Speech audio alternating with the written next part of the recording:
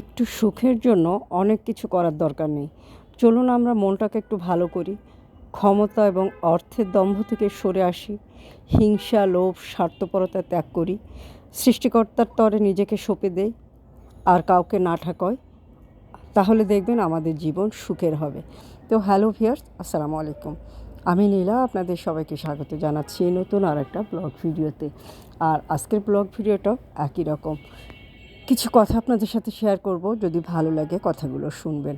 তো প্রথমেই কিন্তু বলছিলাম একটুখানি সুখের জন্য আমরা কত কিছুই না করি, হিংসা করি, লোভ করি, ক্ষমতা অর্থের অপব্যবহার করি, স্বার্থপর হই, তো অনেক কিছুই করি। এত কিছু তো করার দরকার নেই। একটুখানি সুখের জন্য কিন্তু আপনি সামান্য একটু স্যাক্রিফাইস করলে, একটু ত্যাগ স্বীকার করলে, মনটাকে একটু ভালো করলে, তারপরে আপনার পাশের মানুষকে বুঝলে, আপনার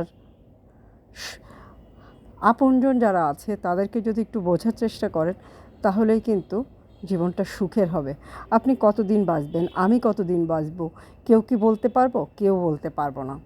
আজ আছি, কাল কিন্তু নাও থাকতে পারি। আরেকজনকে চিন্তা দিয়ে, আরেকজনকে দুশ্চিন্তায় ফেলে জীবনটা খুব বেশি কিন্তু সুখের হয় না।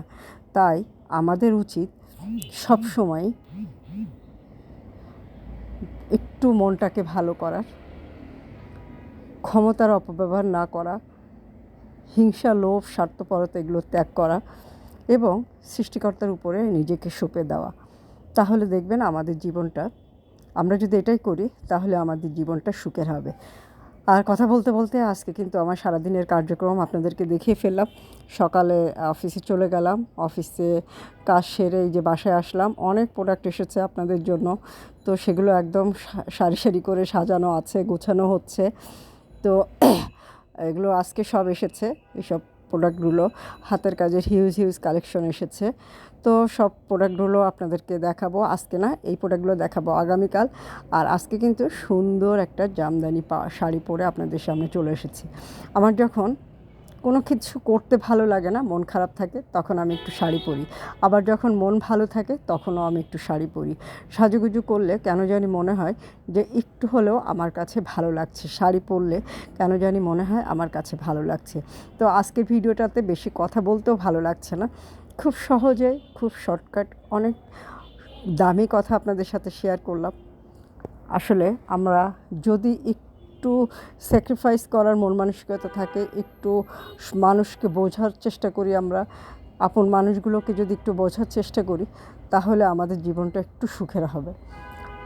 সুখ টাকা দিয়ে কেনা যায় না, সুখ অর্থ দিয়ে বা ধন সম্পদ, গাড়ি বাড়ি, সোনা দানা এগুলো দিয়ে কেনা যায় না।